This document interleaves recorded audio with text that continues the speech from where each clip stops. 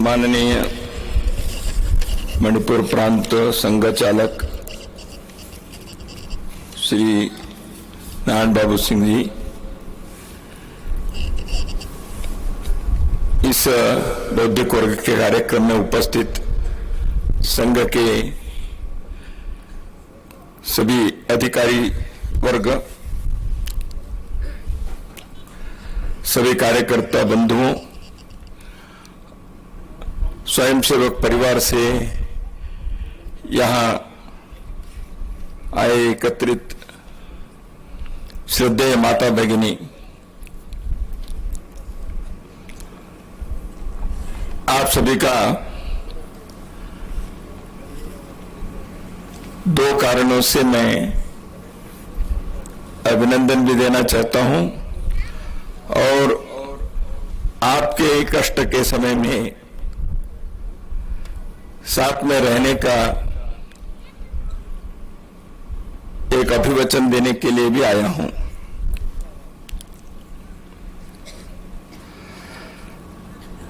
कल अपने देश के गणतंत्र दिवस है, इसलिए उसके पूर्व संध्या में यह कार्यक्रम हो रहा है। अपने गणतंत्र के जो महत्व है हम सब जानते ही हैं, इसलिए उस गणतंत्र की रक्षा और गणतंत्र के जो संदेश है, भारत के प्रत्येक नागरिक को संविधान से प्रदत्त सब प्रकार के अधिकार और सभी साथ में रहने के लिए जो एक आश्वासन है, तो इस संविधान के वचन के प्रति हम प्रतिबद्ध रहें और देश जिसमें मणिपुर एक महत्व का हिस्सा है, हम सभी निरंतर प्रगति करें, सब प्रकार के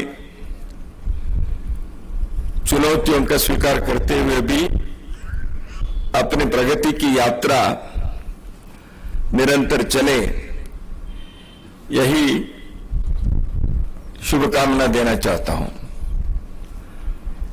दूसरा एक अभिनंदन का कारण है कि जैसे अभी माननीय संघ चालक जी ने उल्लेख किया, यहां हम इस नए परिसर में एकत्रित हुए हैं। संघ के स्वयंसेवकों ने समाज के लिए जो सेवा कार्य करते हैं, समाज के उन्नति के लिए, उत्कर्ष के लिए, समाज के सहयोग के साथ अपने समाज की सेवा करने के लिए विभिन्न प्रकार के जो उपक्रम चलाते हैं, उसमें इस प्रकार के एक विभिन्न सेवा के केंद्र प्रारंभ करते हुए इस कार्य में जो लगे हैं राष्ट्रीय स्वयंसेवक संघ के कार्यकर्ता, उनके गतिविधि भी चले। इसके लिए एक मणिपुर में पहले भी ऐसे स्थान हमारे पास रहा ही है केंद्र, और अधिक सुसज्जित, अधिक व्यवस्था के साथ एक नए परिसर में हम यहां आए हैं। इस प्रकल्प को, परिसर को खड़ा करने के लिए जिन सभी स्वयंसेवक कार्यकर्ताओं ने, उनके परिवार के सदस्यों ने और समाज के लोगों ने भी जो सहयोग दिया, उन सबका मैं हृदय से अभिनंदन करता हूं, बधाई देना चाहता हूं, क्योंकि आपने ऐसे एक उत्तम कार्य संपन्न करके एक प्रेरणा केंद्र को यहां खड़ा किया है। वैसे मणिपुर में मुझे कुछ और पहले ही आना चाहिए था। निरंतर संपर्क तो यहाँ के कार्यकर्ताओं के साथ रहा। संघ के कई अखिल भारतीय अधिकारी पिछले दिनों में यहाँ आते रहे हैं और यहाँ के कार्यकर्ताओं से भी, प्रांत के संघ के अधिकारियों से मिलने का भी समय समय पर अवसर मिलता भी रहा है। हम सब जानते हैं कि मणिपुर में कुछ समय से हम सबका अनुभव ही है, परिस्थिति में बहुत सारी चुनौती है, स्थिति गंभीर है। मुझे उसका वर्णन करने की आवश्यकता नहीं है, आप सभी उसको भुक्तभोगी हैं। लेकिन मणिपुर में न रहते हुए भी संघ के स्वयंसेवक, सुदूर प्रांतों में रहने वाले कार्यकर्ता भी यहां के समाज के जो भी संकट है, कष्ट है, चुनौतियां हैं, उसके लिए उनका हृदय द्रवित होता है, संवेदना व्यक्त करते हैं और अपने ही शरीर को यदि किसी भाग में जख्म होता है, घाव होता है, दर्द होता है, संकट होता है, तो जैसे हम उस दर्द का अनुभव करते हैं, वैसे पूरे देश के हमारे सभी कार्यकर्ताओं ने, सारे समाज ने उसका अनुभव किया ही है। मैं मणिपुर के लोगों के सामने और क्या कहूं, परिस्थिति ऐसे होती है, कई बार उतल पुतल होता ही है समाज जीवन में,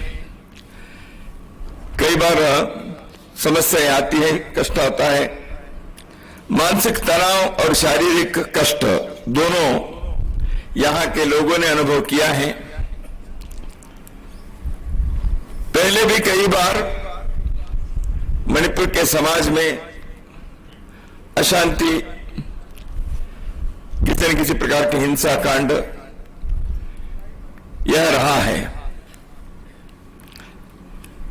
लेकिन एक अच्छे परिस्थिति भी बीच के कुछ समय शांति रही, प्रगति हुई, समाज आगे बढ़ने के एक अच्छा कालखंड भी बीच में रहा। उससे पहले के दिनों को हम सब अनुभव करते हैं। मैं तो मणिपुर में पिछले 30-35 वर्षों से संगठन के कार्य के निमित्त इस प्रांत के अन्य अन्य स्थानों पर भी मैंने प्रवास किया है, जैसे सभी संघ के कार्यकर्ता करते ही हैं। सैकड़ों अपने स्वयंसेवक कार्यकर्ताओं के घर परिवारों में जाने का अवसर भी मुझे मिला है और वर्षों से कई कार्यकर्ताओं से परिचय संबंध भी हैं। तो इसलिए अपने परिचय के, अपने संबंध के, अपने कार्यकर्ताओं के जीवन में जब संकट आता है, स्वाभाविक रूप से अपने मन को भी कष्ट होता है। लेकिन संघ के स्वयंसेवक हम ऐसे हैं कि परिस्थिति को झेलना भी हम सीखे, समाज को आश्वासन देने का भी कर्तव्य हम करते हैं। सब प्रकार के उतल पुतल में, उतार चढ़ाव में अपने को स्थिर रहकर, धैर्य से रहकर समाज को संरक्षित करने का, संवर्धन करने का एक प्रण व्रत प्रतिज्ञा हमने ली है। इसलिए संघ के कार्यकर्ता डटे रहता है, मन के अंदर कष्ट होता है, लेकिन अपने बुद्धि को न खोते हुए परिस्थिति के सामना करने के एक कर्तव्य वो निभाता है। मणिपुर के हमारे सभी स्वयंसेवकों ने, कार्यकर्ताओं ने और इनके परिवार के सदस्यों ने इसका एक अत्युत्तम उदाहरण आप लोगों ने प्रस्तुत किया है। परिस्थिति गंभीर रही, स्थिति आसान नहीं थी, सब प्रकार के कष्ट रहा, लेकिन हमारे कार्यकर्ताओं ने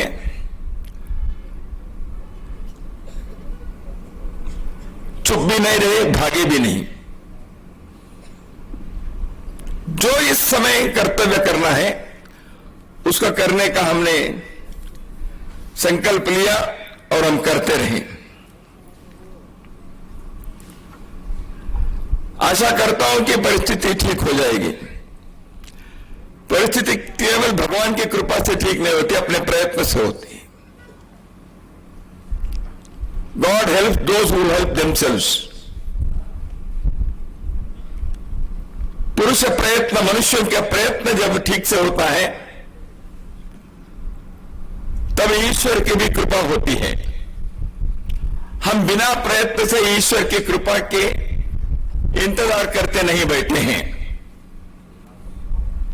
हम प्रयत्न करेंगे, हम प्रयत्न करेंगे प्रामाणिकता से, हम प्रयत्न करेंगे मन के स्थैर्य से और धैर्य से, हम प्रयत्न करेंगे समाज पर विश्वास रखते हुए, हम प्रयत्न करेंगे क्योंकि हमारे प्रयत्न प्रामाणिक होने के कारण इसका यश मिलेगा ही। इस प्रकार के एक हृदय के अंदर धारणा बनाकर हम इस कार्य में आगे बढ़ रहे हैं। हम देखते हैं पिछले कई शतकों में, दशकों में, कई वर्षों से भारत में देश स्वतंत्र होने के पश्चात भी भिन्न भिन्न राज्यों में, भिन्न भिन्न भागों में, समाज में कई प्रकार के संकट और चुनौतियां आए।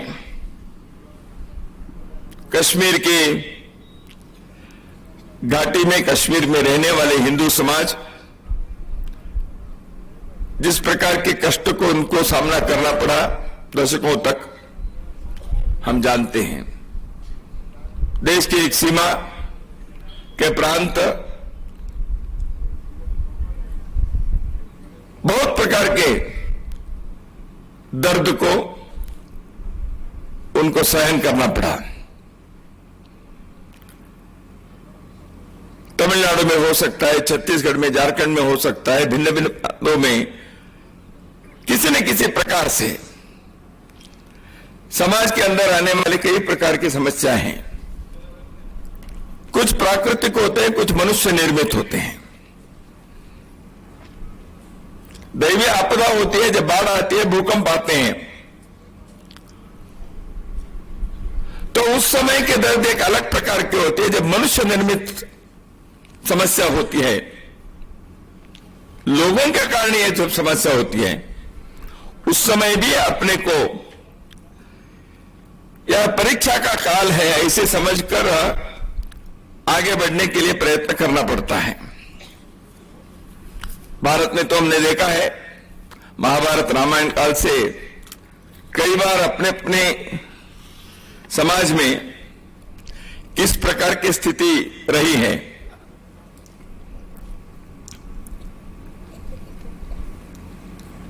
तो इसलिए संकट नया नहीं है, संकट के रूप नए होते हैं।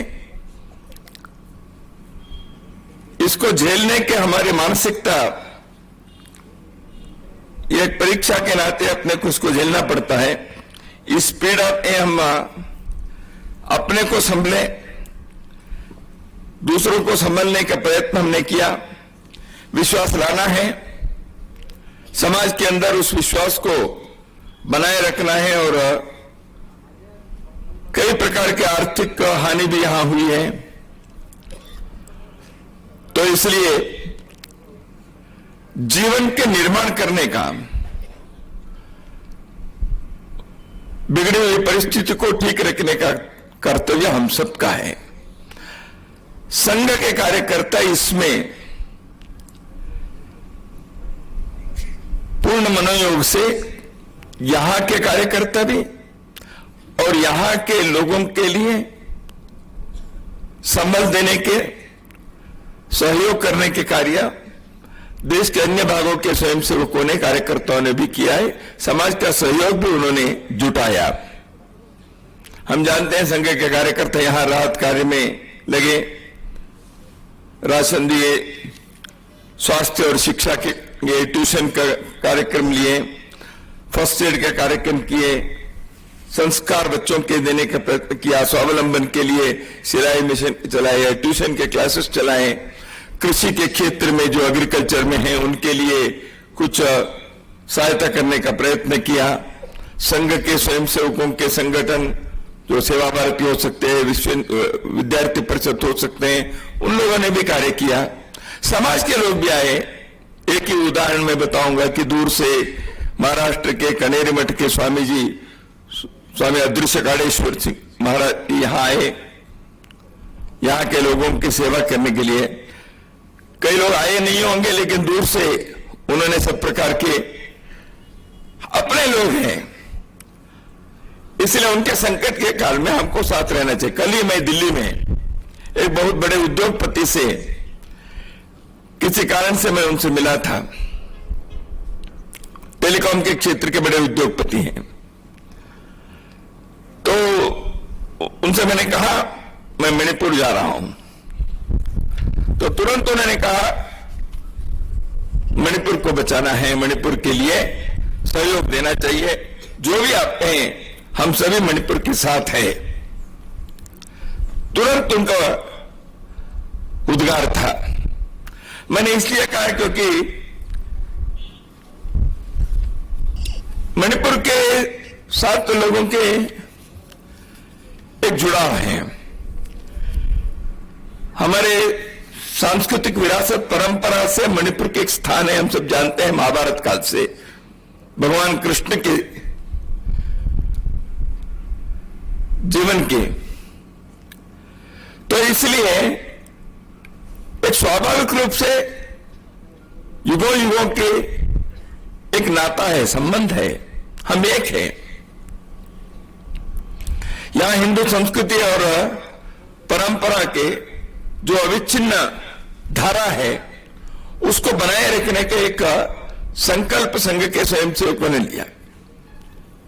तो इसलिए इसके लिए समाज के सहयोग भी, पूरे देश के सारा समाज अपने साथ है। कभी कभी अपने साथ है कि नहीं ध्यान में नहीं आता। क्या हमको भगवान ने भी छोड़ दिया क्या, ऐसे कभी कभी मन में आता है। जब कष्ट ज्यादा होता है उस समय लगता है क्या ईश्वर भी हमारे साथ नहीं है, भगवान भी हमारे साथ नहीं है, ऐसा लगता है। तो एक स्थिति सोचनी चाहिए। मुझे बहुत पहले एक छोटी सी कहानी मैंने पढ़ी, उसमें एक संदेश है।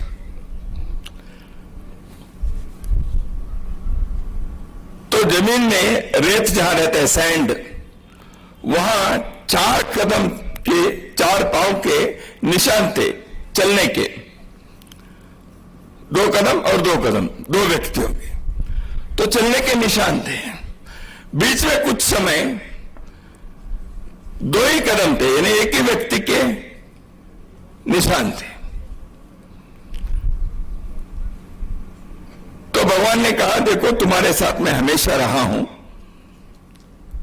तो इसलिए ये 2 पांव के निशान दिख रहे हैं, मैं तुम्हारे साथ हमेशा चलता हूं। ऐसे व्यक्ति को, भक्त को ईश्वर ने कहा तुम्हारे साथ ही मैं चल रहा हूं, इसलिए निशान दिखते हैं। तो बीच में 2 ही कदम जब दिखे तो व्यक्ति देखता है मेरे जीवन के कठिन काल में आप तो मेरे साथ नहीं थे भगवान, क्योंकि 2 ही कदम दिख रहे हैं। तो उस समय तो आप गायब हो गए, नहीं थे। तब ईश्वर कहते हैं देखो उस समय मैंने तुमको मेरे हाथ में उठाया था ऊपर, तो इसलिए वो पांव के निशान दिखे नहीं हैं, मेरे साथ भगवान नहीं है, ऐसे लगा व्यक्ति को। सच में क्या था ये सोचना चाहिए। इसलिए भगवान ईश्वर प्रामाणिकता से हम जब हैं, सारे समाज हमारे साथ है। इसलिए भारत के समाज, राष्ट्रीय स्वयंसेवक संघ के सारे कार्यकर्ता, मणिपुर के समाज के यहाँ के लोगों के साथ खड़े हैं। संघ का कार्य मणिपुर में बहुत पुराना है, वर्षों से यहां कार्य चल रहा है, इसलिए मणिपुर में सैकड़ों हजारों कार्यकर्ताओं के परिवार भी हैं। संघ का कार्य, जैसे हम सब जानते हैं, समाज का संगठन का है। समाज के संगठन के साथ साथ समाज के संरक्षण का है। समाज की हमारे जीवन के जो संस्कृति है, परंपरा है, हमारे जीवन के रीति नीति विधान है, उसके साथ है। तो इसके संरक्षण, संगठन का कार्य है, संरक्षण का भी है। उसके साथ साथ सेवा की भी है। समाज जब कष्ट में है, हम सब मिलकर उस कष्ट को दूर करने के लिए सेवा के सहयोग की भूमिका निभाते हैं। हम साथ में हैं, यह इसी प्रकार के प्रयत्नों से, कार्यों से वह प्रकट होता है, एक दूसरे के प्रति विश्वास होता है। संघ का कार्य ऐसे ही चला है। हम साथ में रहे, झंझावात आएंगे, लेकिन हमारे नाव नहीं डूबेगा। तो यह हम सबको इस दृष्टि से प्रयत्न करना चाहिए, वो हम करेंगे, हम करते रहे हैं। तो इसलिए आपके सम्मुख दोनों भावनाएं मेरे अंदर हैं, इसको मैं व्यक्त करना चाहता हूं। एक है मणिपुर के लोगों की जो स्थिति है, उसके कारण एक भावना मन के अंदर है, इस चुनौती को, कष्ट को उनको सामना करना पड़ रहा है, ये संवेदना है। दूसरे हैं, ऐसे स्थिति में भी संघ के कार्यकर्ता खड़े रहे, डटे रहे, इस कारण से मन के अंदर एक विश्वास आता है, स्वयंसेवक समाज के इस झंझावातों में भी दीप स्तंभ के नाते खड़े हैं। यह एक आनंद की बात भी, वह भावना भी मन में आती है। संघ के इस संगठन के संरक्षण के कार्य में करते करते देश भर में राष्ट्रीय स्वयंसेवक संघ 100 वर्ष पूर्ण करने जा रहा है। तो इसलिए मैं कहा, इस दीर्घ यात्रा में सब प्रकार के उथल पुथल होते हुए भी संघ के स्वयंसेवक इस कार्य को संभाला है, संपन्न किया है। आज इस परिस्थिति में देश में परिवर्तन का भी एक कार्य करना है। समाज में पुराने समाज होने के कारण कई प्रकार की स्थिति उत्पन्न होती है। अपने को अपने समाज के कुछ बातों के संदर्भ में बदल लाने के, परिवर्तन करने के प्रयत्न भी करना चाहिए। एक है बाहर से होने वाले आक्रमण से अपने को रक्षा करने की बात है, एक अंदर से परिवर्तन करने की भी है। इसलिए संघ ने इस शताब्दी वर्ष में समाज परिवर्तन की कुछ बातें स्वयंसेवकों के सामने, समाज के सम्मुख रखा है। तो उसमें 2 बातों के बारे में विशेष रूप से मैं यहां बताऊंगा। वैसे 5 बातों में पूरे देश में संघ के स्वयंसेवक अपने से ये कार्य प्रारंभ करेंगे और समाज में लेके जाएंगे। व्यापक समाज में परिवर्तन लाने का विषय है समाज में एक समरसता के सद्भाव। दूसरी बात है कि देश को आत्मनिर्भर करके स्व के आधार पर खड़ा करना। जैसे हम सब जानते हैं, 2 साल पहले ही हमने स्वतंत्रता के अमृत महोत्सव इसको मनाया। अब 77-78 वर्ष हो गए। कल गणतंत्र के 75 वर्ष पूर्ण हो रहे हैं। हम अपने देश, अपने पैरों पर, स्व के आधार पर खड़े रहना है। हमारी मानसिक गुलामी आचरण व्यवहार में, रीति नीति में, हमारे जीवन में हम अभी भी एक स्व के आधार पर, अपनत्व के आधार पर, अपने स्वयं अवलंबन के और आत्मनिर्भरता के आधार पर खड़े रहने के एक साहस दिखाने चाहिए। दुनिया में कई देश कई प्रकार के उत्पन्न होने के बाद भी अपने स्वावलंबन और आत्मनिर्भरता के आधार पर खड़े होने के प्रयत्न किया। जापान ने द्वितीय विश्व युद्ध के पश्चात वो धराशायी हो गए थे। समाज टूटा हुआ था, आर्थिक स्थिति नष्ट हो, सब प्रकार के समस्या से जूझ रहे थे। दुनिया में जापान को कोई पूछने वाला नहीं था, वहां की वस्तु कोई लेने वाला नहीं था। ऐसे परिस्थिति में जापान के लोगों ने संकल्प लिया, हम अपने देश को खड़ा करेंगे। 1944 से लेकर 1954 तक, 1944 के बाद लगभग 10-15 वर्ष जापान के लोगों ने सब प्रकार के प्रयत्न करके अपने देश को खड़ा किया और दुनिया में जापान की वस्तु, जापान की चीजें अंतर्राष्ट्रीय मार्केट में बिकने लगी और मेड इन जापान यह क्वालिटी के दूसरे नाम हो गया। संकट रहा, विश्व युद्ध के कारण सब प्रकार के कष्ट सब उनको सहन करना पड़ा, पिट गए थे, धराशायी हो गए थे, सब प्रकार के नष्ट हुआ था, घर के अंदर लोग मरे हुए थे, बाजार बंद था, कारखाना काम नहीं कर सकते थे। ऐसे परिस्थिति में जापान के लोगों ने संकल्प लिया, ठीक है हम दुनिया के सामने खड़े होकर किया उन्होंने। इजराइल के लोग 1800 वर्षों के पश्चात अपने मातृभूमि पर आए और संघर्ष आज भी कर रहे हैं, लेकिन अपने मृत भाषा को उन्होंने जीवित कर दिया, हिब्रू को। छोटे से उस देश में रेत था, मरुस्थल था, वहां उन्होंने जंगल खड़ा करने का प्रयत्न करके सफल हो गए। कृषि के क्षेत्र में, इंडस्ट्री के क्षेत्र में इजराइल के लोग दुनिया के सामने उदाहरण प्रस्तुत किया। देश खड़ा हो सकता है। भारत 5000 वर्षों से अधिक काल की हमारी सभ्यता है। हम दुनिया के सामने कई विषयों में उदाहरण बनकर रहे हैं। बीच के कालखंड में संघर्ष रहा, गुलामी आई,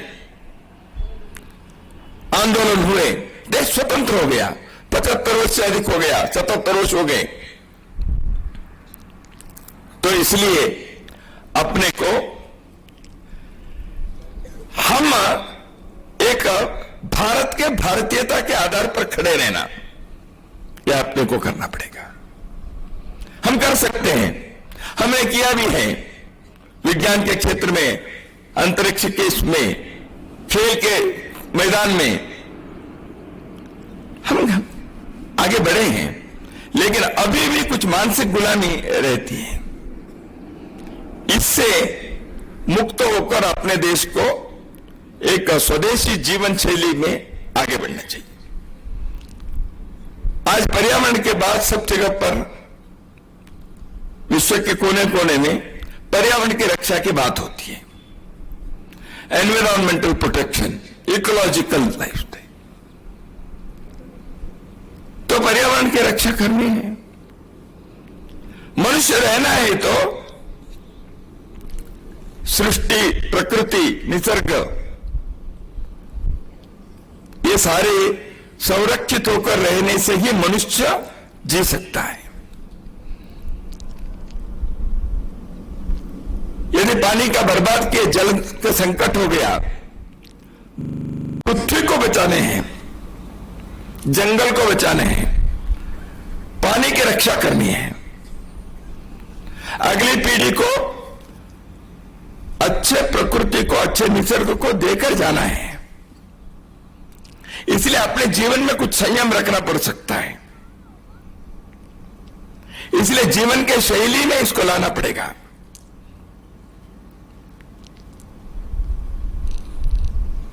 इसलिए इको ब्रिक बनाया, पौधा लगाए, सीड बॉल बनाए, चिड़िया को पानी रखें, कितने प्रकार की छोटे छोटे चीजों को करते करते जीवन में इसको उतारने का प्रयत्न हम कर सकते हैं। बूंद बूंद से सिंधु बनते, सागर बनता है। इसलिए एक घर के, एक शाखा के, एक व्यक्ति के अपने जीवन में करने वाले छोटा काम भी वो महा परिणाम लाने में उसके एक सहयोग होता है। हम सब अपने अपने कुटुंब परिवार के साथ रहते हैं। मनुष्य को अपने परिवार में, कुटुंब में एक सुकून मिलता है, एक रक्षा मिलती है, एक अंतःकरण मिलता है। जीवन में संस्कार मिलते हैं और दूसरों के लिए सहयोग करना, दूसरों के लिए कष्ट सहना, यह हम परिवार में सीखते हैं, अपने फैमिलीज में सीखते हैं। मेरे भाई के लिए, मेरे बहन के लिए, मेरे पिताजी के लिए, मेरे चाचा जी के लिए मुझे सेवा करना, सहयोग करना, यह हम घर में सीखते हैं। उसी को विस्तार करके समाज के अंदर भी वह भावना और फैलती है। तो घर के अंदर हम संस्कार सीखते हैं। अब परिवारों में इस प्रकार के एक कुटुंब के जीवन के मूल्यों को देने की जो परंपरा है, भारत में भारतीय परिवारों के, फैमिलीज के बारे में, हिंदू परिवारों के बारे में जो दुनिया में इसके बारे में सराहना है, प्रशंसा है। कई वर्ष पूर्व मार्गरेट थैचर जो प्रधानमंत्री थी ब्रिटेन के, वो वहां एक हिंदू स्वयंसेवक संघ के कार्यक्रम में, मकर संक्रांति के कार्यक्रम में आई थी, इंग्लैंड में मुख्य अतिथि के नाते। तो प्रधानमंत्री मार्गरेट थैचर ने हिंदू परिवारों से ये कहा, आप ब्रिटेन में रहते, इंग्लैंड में रहते हैं, आपसे मेरे एक अनुरोध है, विनंती है, आप जिस प्रकार के परिवार को, फैमिलीज के सिस्टम को आपने बनाए हैं, उसको हमारे लोगों को सिखाइए। साथ रहना कैसे, भाई बहन, माता पिता, बच्चे, संस्कार में रहना, संयुक्त परिवार, तो घर के अंदर देने वाले संस्कार, जीवन मूल्य, इन बातों को बताना पड़ेगा। देखिए, भारत पर 1000 वर्ष आक्रमण हुए, संघर्ष हुआ, हम गुलाम रहे, राजनीतिक दृष्टि से गुलाम रहे। यहां की अर्थव्यवस्था चरमरा गई, हमारे शिक्षा प्रणाली पर आघात हुआ, हमारे विद्यालय, विश्वविद्यालय, गुरुकुल सब नष्ट हुए। तो इतने सब होने के बाद भी कई प्रकार के लोग इस देश पर आक्रमण किए, लेकिन इन सारे विषय होने के बाद भी हजारों वर्ष हम बचे कैसे? अपने परिवारों के कारण, हमारे फैमिलीज के कारण। हमारे परिवारों पर आघात नहीं हुआ, अपने लोगों ने बचा के रखा।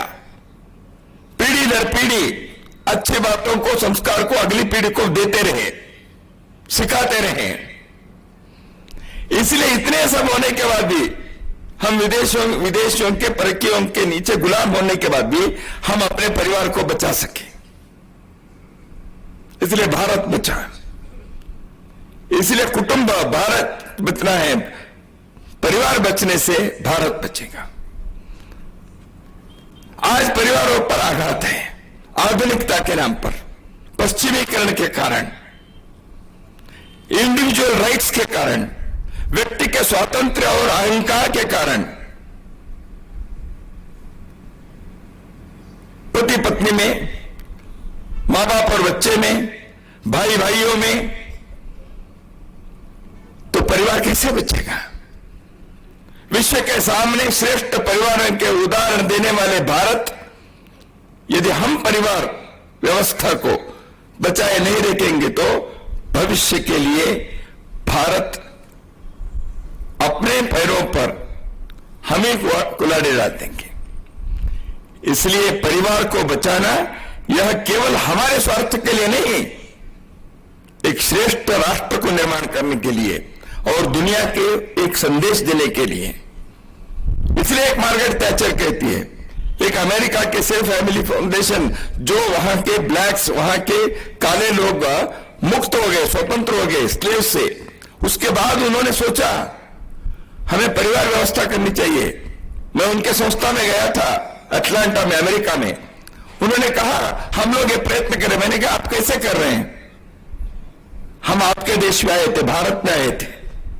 भारत में परिवार व्यवस्था को हमने देखा, उसके आधार पर हम यहां जो स्लेव्स थे, गुलाम थे, अब हम गुलामी हो गई, चली गई, लेकिन हमारे परिवारों को खड़ा करने के प्रयत्न में हम लगे हुए हैं। ये उस संस्था के अध्यक्ष ने मेरे साथ कहा। तो इसलिए पर्यावरण की रक्षा, आत्मनिर्भरता, स्वावलंबिता, स्वदेशी जीवन शैली और कुटुंब की व्यवस्था, परिवार की इस व्यवस्था को बनाए रखना, संघ के कार्यकर्ता इसके लिए अपने घरों में, अपने परिवार से इन बातों को प्रारंभ करें। तो इसलिए मैंने कहा बाहर के संकट और चुनौती होती है और उसको भी हमें सामना करने के लिए डटे रहना पड़ता है, लेकिन हमारे जीवन में, अपने समाज में कुछ बदलाव, परिवर्तन लाने के लिए, कुछ बातों को हमें और मजबूत करने के लिए उस दिशा में आगे बढ़ना भी पड़ता है। संघ के गीत है, चरई वेती यही तो मंत्र है अपना, शुभंकर मंत्र है अपना। हमारी प्रेरणा भास्कर है जिनका रथ सतत चलता, युगों से कार्यरत है जो सनातन है प्रबल ऊर्जा। गति मेरा धर्म है भ्रमण करना, चरई वेती यही तो मंत्र है अपना। इसलिए भास्कर प्रभा के इस परिसर में भास्कर की प्रेरणा हम लें। बादलें आती हैं, भास्कर के भी जो किरणें हैं, रोशनी है, प्रकाश है, वो कभी कभी उसके ऊपर भी बादलों के कारण अंधेरा हो जाती है। इसका अर्थ ये नहीं कि बादल जीत गया है, भास्कर हार गया, ऐसे नहीं है। भास्कर की प्रभा हमेशा रहती है। इसलिए हमारी प्रेरणा भास्कर है, जिनका रथ सतत चलता है, युगों से कार्यरत है, जो सनातन है प्रबल ऊर्जा। भ्रमण करना यही हम गति, हमारा धर्म है। इस चरैवेति के मंत्र को अपने जीवन में उतारें और संघ के इस कार्य में हम सभी स्वयंसेवक तो लगे ही हैं, उनके परिवार के सदस्यों से भी मेरा अनुरोध यही है, हम इस कार्य में सफलता प्राप्त करेंगे। हम अपने प्रामाणिक प्रयत्न और डटे रहने के संकल्प से हम मणिपुर के जीवन को पुनः पटरी पर लाने में सफल होंगे, यही हमारे विश्वास है। और ऐसे विश्वास रखकर चलने वालों के लिए ईश्वर की कृपा भी होती है। इतना ही हम इस संदर्भ में विचार करें, यही मेरा निवेदन है।